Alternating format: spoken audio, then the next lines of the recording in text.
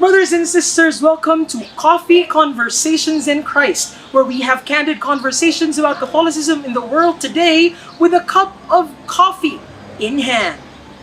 Brothers and sisters, today we talk about urgency. Let me read the gospel for today. And as you go preach, saying, the kingdom of heaven is at hand.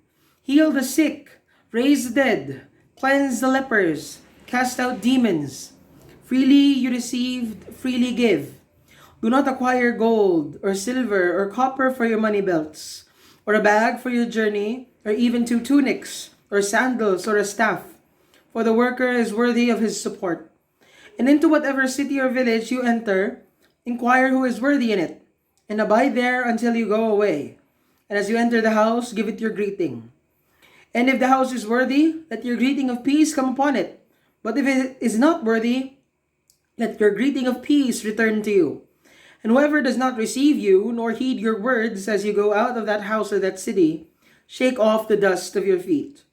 Truly I say to you, it will be more tolerable for the land of Sodom and Gomorrah in the day of judgment than for that city. The Gospel of the Lord. Brothers and sisters, there is a need for urgency when we talk about the office of the prophet. To be a prophet means to be the mouthpiece of God. And God sends mouthpieces not to a perfect world, not to a world that does not need to hear anything, or a world that already hears the voice of God, but to a world that has grown deaf. A world that has grown deaf is evil every second. Every second it becomes worse and worse, because if it cannot hear God, it will drift further and further away. And so, brothers and sisters, there is a need for urgency. What does it mean in the context of the gospel today to not have any possessions? Well, one aspect is that there is a need to show poverty, because blessed are the poor of heart. That's one way to put it. That the call for poverty, or the call for not bringing anything, is to show them that they are poor, that they are with the last, the least, and the lost. But another perspective is this, that you cannot bring these possessions. You cannot first get all your things and go on your journey, because it removes from the urgency. Because there isn't even time to prepare our equipment. There isn't even time to prepare our materials, our food, our shelter. There is no time, because every second counts. You know, brothers and sisters, it is so sad that people today often wait before they serve. They say that they have to earn money first, or that the career is worth more, or they have a lot of things to do. But the thing about the gospel, the thing about knowing good news is, as soon as you have heard it, you must proclaim it. As soon as you have been given something, you have been gifted this amazing gift, you are now obligated to give as well. Not to the person who gave you the gift, because this is from God. And if we're honest, we can't ever repay God per se. The closest thing we can do, other than to be thankful, of course, is to give to others who have not heard. And so we are called to run immediately, without thinking of what we have.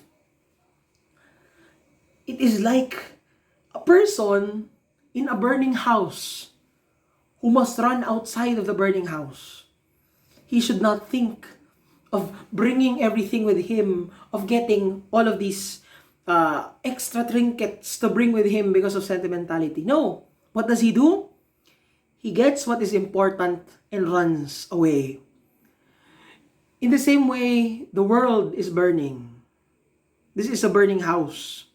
And we are not only running away from it ourselves, everyone else is asleep.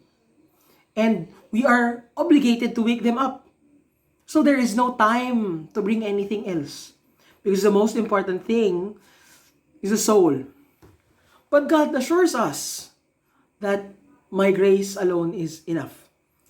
That, yes, I will force you to run. Yes, I will force you to do everything you have to do without considering your materials, without considering what you have. But I will give you grace. Evangelization, the office of the prophets, will take everything we have. Body, mind, soul, everything. And everything we have will never be enough. Because there will always be a second we couldn't work. Because we were too tired or too weak. There will always be a person we couldn't reach. Because we were unable to muster up the eloquence or the knowledge to convince them. Everything we have will never be enough. But my grace is enough, says God. Only His grace is enough. Only His grace is enough. And so stop thinking about whether or not you're ready. Stop thinking about whether or not you can. And start thinking about how wonderful God is. And assuring yourself that I cannot, but He can. Run, brothers and sisters. Wake everyone else from this burning house. Leave everything unimportant behind. And say, O Lord, I am afraid of this office of the prophets, but I will run and proclaim your word because your grace alone will be enough.